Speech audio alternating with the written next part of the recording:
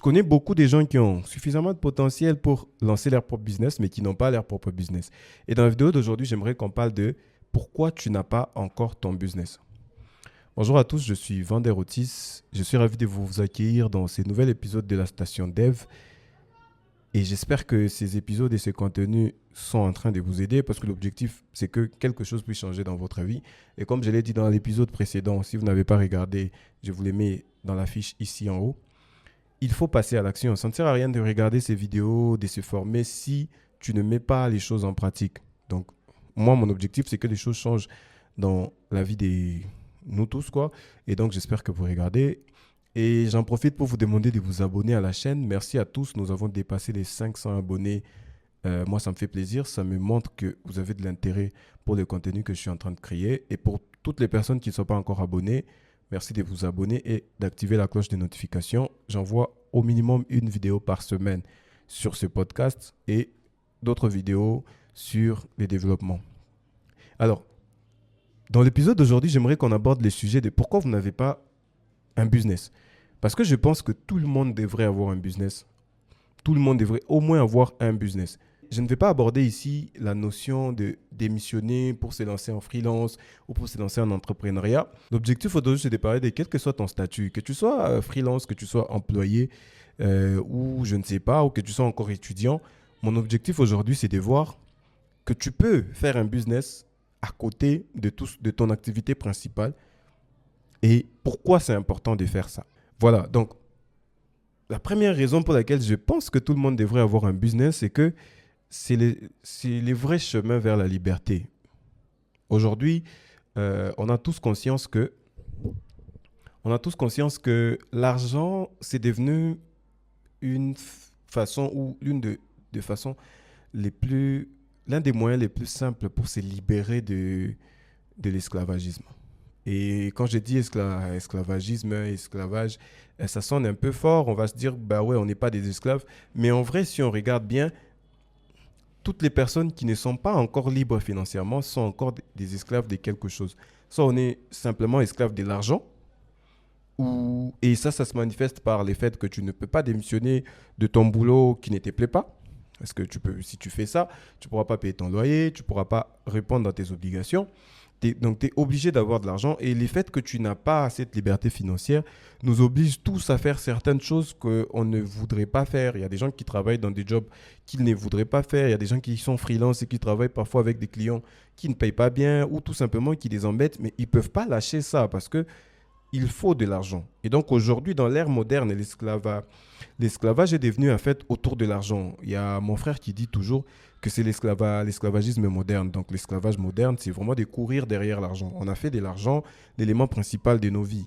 Donc on ne sait pas vivre tranquillement. En tout cas, pas dans le monde moderne. Peut-être si tu rentres au village, dans des coins reculés, si tu décides d'être un moine, là ça marchera. Mais si tu veux rester vivre en ville, ça va être super compliqué de vivre sans argent. Donc, la seule façon véritable de se libérer de cet esclavage-là, c'est de créer un business. Oui, quand tu crées ton business, au début, il ne va rien faire. Hein. Il va pas te générer des millions. Mais c'est la voie pour se libérer de cet esclavagisme-là. Donc, tu ne vas pas dire que je vais aller chercher un boulot où on me paye plus. Tu seras quand même esclave. On te paye plus, donc tu ne pourras pas démissionner. Les pièges, par exemple, de chercher un gros salaire, c'est que plus tu as un gros salaire, plus tu auras du mal à démissionner. Parce que plus tu as un gros salaire, plus ton train de vie va augmenter. Et les problèmes, quand tu as un train de vie un peu en haut, c'est que pour démissionner et aller faire ton business, il faut que le business puisse générer beaucoup d'argent. Donc, c'est un piège. Et les gens se disent souvent que non, en fait, ceux qui racontent ces genres d'histoires, ce sont des gens qui sont décorrélés de la réalité. Tu as des gens, moi on me donne souvent des exemples de Messi, Cristiano, on me dit Messi, Cristiano, c'est des riches, mais ils travaillent et tout ça. Ils travaillent pour des gens, ils sont joueurs, ils sont payés, ils ont un salaire. Analysons un peu cet exemple simplement. Quand vous pensez que Messi est riche parce qu'il est payé cher à Barcelone, vous ne connaissez pas la réalité du business. C'est que Messi est payé cher à Barcelone, mais Messi paye aussi beaucoup d'impôts. Messi paye aussi beaucoup de charges pour lui-même. Messi vit dans une maison un peu plus luxueuse. Messi il roule dans des voitures luxueuses. Il est un peu obligé d'avoir ses trains de vie pour lui permettre de répondre à son niveau des stars. Le problème avec ça, c'est qu'on peut très vite devenir pauvre. Messi ne jouera pas éternellement. Il était en haut, Cristiano, pareil, il était en haut au Real Madrid, Messi était en haut au Barça. Aujourd'hui, il joue à LMS, où il est payé un peu plus cher peut-être, mais c'est la fin de sa carrière, il est en train de descendre. Et d'ici peu, il ne pourra plus travailler. Et vous pensez qu'il a économisé de l'argent pour vivre dans les années qui vont suivre? Non, il a investi, il a créé des business. Dans l'exemple simple de Messi, il a des hôtels jusqu'à Paris. Donc, il a investi dans des hôtels qui lui permettent de générer de l'argent. Dans l'exemple simple de Cristiano Ronaldo, il a une marque de vêtements. Vous allez voir qu'il essaie très souvent de montrer ses sous-vêtements. C'est pour vendre sa marque de vêtements. Aujourd'hui, il a lancé une chaîne YouTube. Je sais que derrière, il y a un objectif commercial. Donc, il ne va pas se contenter de son gros salaire. Il va aller créer un business autour. Juste pour illustrer la chose, Ronaldinho, qui touchait aussi beaucoup d'argent au Barça, et aujourd'hui, bon, je ne sais pas son état dans les 3 4 mois d'ici, mais il n'y a pas longtemps, il n'avait pas d'argent. Donc, il s'était retrouvé dans un pays, il n'avait même plus des passeports.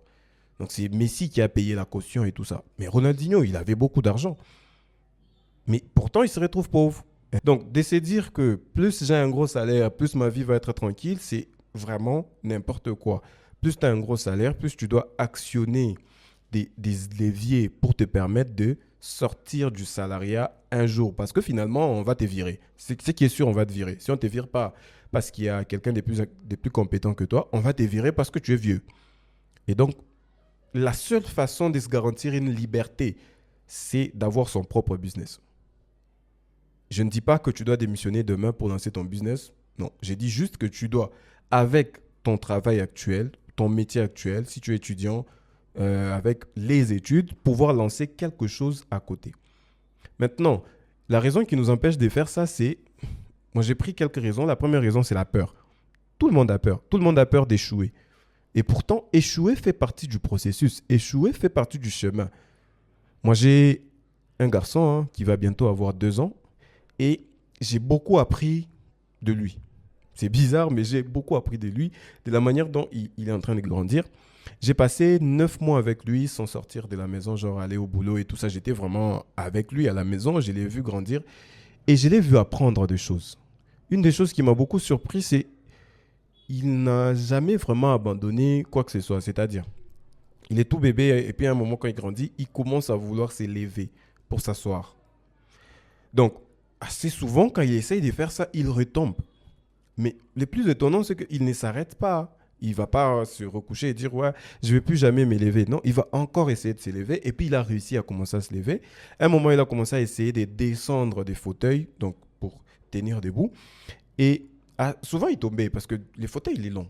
Donc, quand il descend, ses pieds n'arrivent pas par terre. Donc, souvent, quand il descend, il tombe.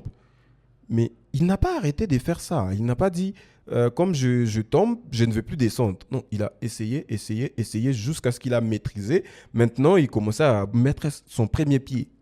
Et puis, il va faire suivre les deuxièmes. Comme ça, il descendait en douceur. Aujourd'hui, il est un peu plus grand. Il peut descendre plus lentement. Quand il a commencé à apprendre à marcher, c'était la même chose. Donc, il pouvait essayer de tenir debout. Il tombait. Il pouvait essayer de faire son premier pas. Il tombait. Il ne s'arrêtait pas. Il continuait. Ça m'a appris que l'échec fait partie de la réussite. L'échec fait partie du processus. En vérité, les gros succès sont accompagnés des échecs. Pour sortir du pays et du continent, allez voir des gens comme Elon Musk.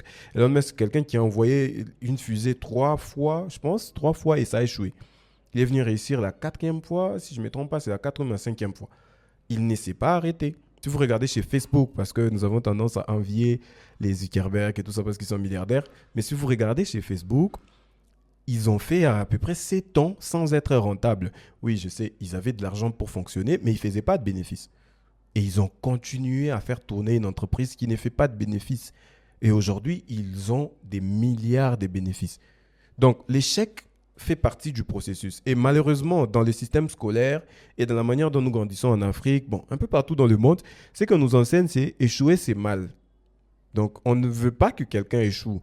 Du coup, quand on grandit dans le business, on a peur de se lancer parce qu'on se dit, ah, je vais investir mes $1000, je vais investir mes $100 et puis je vais perdre cet argent et puis je vais échouer. Et puis, dès qu'on a peur, on fuit. Et la plus grosse peur qui nous empêche de faire ça, c'est la peur de l'échec. Mais aujourd'hui, j'aimerais vous apprendre que l'échec fait partie du chemin. Dites-vous que Si vous êtes sur une voie où vous n'échouez pas quelquefois, il y a un problème. Soit vous êtes sur un chemin très facile, donc vous ne vous challengez pas assez, hein, parce que pour se challenger assez, il faut aller un peu loin de notre zone de confort. Donc si tu es sur un chemin où tu vois que tout roule bien, c'est-à-dire que tu as arrêté de te challenger, tu n'avances plus. Donc tu es dans la facilité. Donc tu devras un peu essayer d'aller chercher plus haut pour voir. Et quand tu cherches plus haut, tu vas toujours croiser quelques échecs et ne prenez pas ça pour un problème. Ça fait partie du chemin. On échoue et on avance. L'autre chose qui nous fait ne pas lancer des business, c'est la notion des bénéfices. J'en ai parlé derrière. Il y a des entreprises qui ont tourné des années sans faire des bénéfices. Moi, je pense qu'une entreprise, pour la plupart des business, quand je cite entreprise, ici, je parle de business, que tu aies des papiers ou pas, on s'en fout. Quand tu as un business, pour moi, ça peut vite devenir une entreprise.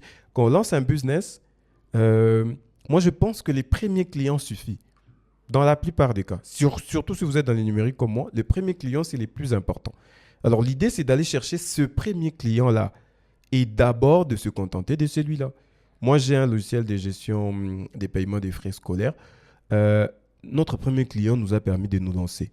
On a signé un premier établissement et avec cet argent, on a pu commencer à faire tourner les systèmes sans nous. On ne se paye pas des salaires. On n'a pas de salaire, on n'a pas de bénéfices. Ce qu'on fait, c'est que l'argent que les clients ont payé nous a permis de faire tourner les systèmes parce qu'il faut acheter des serveurs, il faut payer les serveurs, il faut payer tout ça. Et donc, l'infrastructure tourne d'abord par lui-même grâce à ses premiers clients. Et là, surtout, je parle de business qui peuvent être mensuels dans le style SaaS, dans le style vente des services et tout ça. Donc, je parle plus de ce genre de business-là. Les premiers clients, c'est les gars les plus importants et il peut faire tourner ta boîte. Juste, il faut le maintenir. Si tu arrives à maintenir ces premiers clients, chaque mois, ils te payent quelque chose ou ils te payent par année, ton business peut tourner sans que tu puisses, toi, dépenser de l'argent de ta poche. C'est déjà une première étape.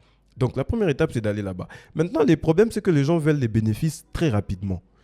Or, on ne peut pas avoir du bénéfice comme ça. Au début, on investit. Si tu as investi 1 000 $, la première vente ne va pas te ramener forcément 1 000 $. Je ne sais pas ce que tu vends, mais la plupart du temps, tu investis plus que ce que tu récupères. Alors, l'objectif, ce n'est pas de faire du bénéfice maintenant. Comme je viens de vous dire, on est en train de regarder du long terme. Je suis en train de parler des libertés. Je ne suis pas en train de parler de gagner de l'argent aujourd'hui pour s'acheter une voiture ou un téléphone et puis demain repartir dans la crise. Non, là, je suis en train de parler des libertés. Et la liberté, ça se construit sur la durée. On est en train de parler d'un business qui va te permettre de, sur la durée, pouvoir quitter de l'esclavage. Que j'ai dit, esclavage moderne, courir derrière l'argent. Donc, l'idée, c'est de lancer d'abord le business, trouver un premier client et essayer de fonctionner avec celui-là. Ne te mets pas en tête que tu vas lancer ton business, tu vas devenir millionnaire. Ça ne marche pas comme ça. Plus tu donnes de la valeur au monde, plus le monde te donnera de la valeur en retour. Et cette valeur se traduit souvent par de l'argent. Si aujourd'hui, on a des milliardaires dans le monde, je vous parle Aliko Dangote du Nigeria. Pourquoi il est milliardaire? Il donne de la valeur. Il donne tellement beaucoup de valeur au monde qu'en retour, le monde lui donne des milliards. Donc c'est comme ça. Lui, il fabrique des ciments. Il est dans tellement beaucoup de secteurs que ça lui ramène suffisamment d'argent de tous les côtés et ça lui permet d'être milliardaire. Je sors du continent, encore une fois, je pars chercher par exemple le gars d'Amazon. Si il est aussi riche, il est milliardaire, c'est parce que Amazon, le monde considère qu'Amazon, c'est une très grande plateforme qui donne beaucoup de valeur. C'est-à-dire que quelqu'un peut être assis chez lui et il peut commander quelque chose et on peut venir les livrer chez lui.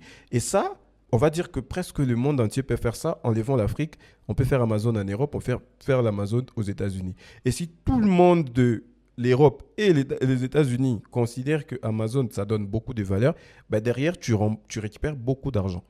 Mais tu ne vas pas commencer comme ça. Tu ne vas pas donner de la valeur au monde entier juste comme ça. Tu commences par donner de la valeur autour de toi, d'où les premiers clients. Tu commences par trouver une personne dont ton business sera utile dans sa vie. Une personne. Déjà, cette première personne-là, moi, je suis content, par exemple, dans mon logiciel de gestion d'école, je suis content qu'on ait quelques promoteurs, on n'en a pas encore beaucoup, qui ont éliminé les vols, les problèmes des contrôles dans leurs établissements. Ils peuvent aujourd'hui avoir historique, statistique de leur gestion, de leurs finances, des finances de leur établissement, même à distance. Ils n'ont pas besoin d'aller à cette école-là. Ils peuvent être en voyage, ils peuvent être où ils veulent et ils peuvent contrôler leur argent. l'établissement peut tourner. Comme vous savez, un business, c'est de l'argent. Et si tu es en train de perdre de l'argent dans le processus, le business peut tomber. Je suis super content que dans ces écoles-là, on ait atteint ces niveaux-là, qui est maintenant un promoteur qui peut se permettre de faire un voyage, aller s'amuser avec ses enfants parce qu'il a le contrôle de son argent. Donc, déjà là, je suis content parce que je sers une première personne. Et si je suis capable de servir une première personne, je peux en servir une deuxième.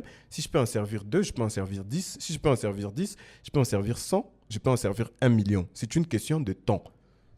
Je prends un certain temps pour en servir un et je crois au processus. Je vais dupliquer les mêmes processus pour aller chercher ces 100 personnes, ces 1000 personnes. Et c'est comme ça qu'on gagne des millions. On gagne des millions en commençant par donner de la valeur à une première personne. Et puis, quand on est sûr que ça donne de la valeur dans la vie de cette personne, on va recopier la chose. Si tu veux avoir 100 clients d'un coup, tu ne sais pas si ton business crée vraiment de la valeur. Supposons que je commence à vendre les feuilles de... vous voyez les manguiers là. Je prends les feuilles de l'arbre de manguier, je commence à vendre ces feuilles-là. Et j'ai dit, non, ça guérit du stress. OK. Si je vends à une première personne, je peux observer si ça les guérit vraiment du stress et avoir un commentaire. La personne peut me faire un témoignage pour dire oui, ces produits m'ont guéri du stress. Et je peux aller vendre à une deuxième et une troisième personne. Mais si j'essaye de vendre à 100 personnes d'un coup sans témoignage, sans qu'il y ait quelqu'un pour dire que ça marche, ça va être compliqué. Concentrez-vous sur votre premier client. Maintenant, je vais donner quelques exemples de choses qu'on peut lancer. Si on est dans la tech et dans les numériques comme moi, si on est développeur comme moi, on peut créer un SaaS. Un SaaS, c'est ce qu'on appelle aujourd'hui, c'est un software as a service. C'est un service logiciel, c'est-à-dire je peux créer une plateforme où les gens peuvent trouver, qui peut les aider à faire quelque chose dans la vie. Bon, moi, par exemple, c'est la gestion des finances. Toi, ça peut être une gestion des tâches qui est optimisée. Une autre personne, ça peut être un endroit où quelqu'un peut stocker ses photos, comme un drive. Et en retour de ça, on te paye de l'argent, soit par mois, soit par année, soit par semaine. Ça dépend. Mais c'est quelque chose que tu ne vends pas. Ça, c'est quelque chose que tu ne vends pas. On te paye pour les services que tu vas donner. Et tout le monde est en train de passer dans ces formules-là. Si tu es un développeur, il y a beaucoup trop de choses. Les gens se concentrent sur des gros problèmes alors qu'il y a des petits problèmes dans des petites niches où tu peux te faire de l'argent en ayant trop peu de clients. Moi, je me suis concentré sur la gestion des finances d'une école. Il y a beaucoup de gens qui créent des logiciels complexes pour gérer toute l'école, les bulletins, la proclamation et tout ça. Moi, je me suis concentré sur la partie finance. Je me suis dit, on peut se concentrer sur la niche finance. Et la niche finance, je me concentre là-dessus. Il n'y a pas de bulletin, il n'y a pas de calcul des bulletins, il n'y a pas de proclamation. Moi, c'est juste les paiements des frais. Donc, c'est ça qu'il faut aussi faire. C'est que dans les développements, tu peux faire une application genre un réseau social comme les gens essaient de faire aujourd'hui. Il faut des millions d'utilisateurs pour te faire de l'argent. Alors que tu peux créer un truc business qui est petit, qui n'a pas besoin de beaucoup de millions d'utilisateurs, mais qui génère plus d'argent. Par exemple, un réseau social, personne ne paye. Tu es obligé de faire de la publicité. Et la publicité, quand tu as 1000 utilisateurs, ce n'est pas grand-chose. Mais mon logiciel business, j'ai juste besoin d'un premier client et je commence à payer mon serveur. Vous pouvez déjà imaginer le coût. Donc, pensez moi, je vous conseille de penser à des niches qui sont un peu plus petites où vous allez créer l'application très rapidement et vous allez pouvoir les vendre directement. Il n'y a pas besoin de faire de la publicité sur Facebook. On va vraiment aller contacter les gens, dire, écoute, pour ton business, j'ai créé une application de gestion de ta boutique. Et moi, je te propose de commencer à me payer $50 par mois. C'est aussi simple que ça. Je n'ai pas besoin de publicité, je n'ai pas besoin d'être populaire sur LinkedIn. J'ai besoin de connaître des gens qui ont des boutiques. Je vais aller les suivre et je vais leur vendre mon produit. Je vais finir par en vendre à une première personne, une deuxième, une troisième, ainsi de suite. Donc ça, c'est pour les gens qui sont par exemple des développeurs et tout ça. C'est très facile de créer ce genre de business. Pour ceux qui ne sont pas développeurs, ça dépend dans quel secteur tu es, mais tu peux être un conseil en nutrition. Pour les gens qui font par exemple médecine, il y a beaucoup de gens qui font médecine. Ils peuvent nous donner beaucoup de valeur, mais qui font rien. Moi, par exemple, je suis développeur. Optimiser en fait ma santé, mon sommeil, c'est quelque chose qui m'intéresse beaucoup. Mais le problème, c'est qu'il n'y a personne qui propose ça dans la région. Il y a des gens qui me donnent des méthodes, mais des méthodes des blancs. On peut avoir des gens au niveau local qui proposent ces genres de solutions. Il y a beaucoup d'entrepreneurs qui commencent à naître et ces entrepreneurs ont besoin d'optimiser certaines choses dans leur vie. De l'autre côté, il y a par exemple des secrétaires personnels virtuels. qu'en Europe. Il y en a beaucoup qui sont comme ça, secrétaires personnels virtuels. C'est une secrétaire, mais qui n'a pas besoin de se déplacer pour aller au bureau parce que l'entrepreneur n'a pas de bureau. Il s'occupe de ses mails, il s'occupe de la gestion de ses tâches, il s'occupe de répondre à ses correspondances et ainsi de suite. Ici aussi, il y a des entrepreneurs. Ils sont là, on les voit sur les réseaux et tout ça, sur LinkedIn. Tu peux aussi te positionner comme ça et commencer à aller suivre les gens directement. Aujourd'hui, moi, je te parle d'aller chercher des clients toi-même. Pas de faire de la publicité, pas de poster sur les réseaux sociaux. Va vers les clients toi-même. Va lui écrire, va lui dire, écoute, pour ton business, j'ai ça comme solution et je le vends à tel prix par mois. Ça te permettra d'avoir déjà ton premier client. C'est ça l'objectif, d'avoir un premier client qui peut faire un témoignage sur toi et dire, j'ai travaillé avec ce gars, ça marche plutôt bien les conseils qu'il est en train de donner. Voilà. Donc, on va s'arrêter là pour la vidéo d'aujourd'hui. Pour récapituler tout ça, j'ai dit que la seule façon dans le monde moderne d'aujourd'hui d'être libre, c'est de créer un business. Je répète, je n'ai pas dit démissionner de vos entreprises. Non, c'est encore trop tôt peut-être. Mais pensez à créer quelque chose à côté qui vous permet, sur le long terme, de pouvoir vous libérer de l'esclavage, de courir derrière un salaire. C'est la seule façon de devenir libre. Et si jamais vous avez peur, en vous disant que vous allez perdre de l'argent, en vous disant que vous allez échouer, dites-vous que c'est normal. La peur, c'est un signe que ce que tu essaies de faire, ça dépasse ta zone de confort. Si tu n'as pas peur, il y a des grandes chances que tu sois encore dans ta zone de confort. Et si tu penses à quelque chose que tu dois lancer et que tu as peur, c'est peut-être parce que tu sors de ta zone de confort et c'est très bien. Je répète, l'échec fait partie du processus. L'échec fait partie de la réussite. Pour réussir durablement, il faut quelques échecs sur le chemin pour apprendre les bonnes leçons. J'espère que ce contenu vous aura été utile. J'espère que vous allez vous lancer dans quelque chose. Je le répète encore, ça ne sert à rien de regarder ces vidéos. Moi, ça me fait plaisir de vous regarder. J'ai quand même des retours. Quand vous faites des likes, c'est bon pour mon ego. Ce qui me ferait encore plus plaisir, c'est d'avoir des témoignages des gens qui me diront « J'ai regardé ta vidéo, tu m'as donné l'envie de lancer quelque chose, je me suis lancé dans quelque chose de personnel pour moi, à côté peut-être de mon job, à côté de l'université, à côté de ça. » Donc, on s'est dit à la semaine prochaine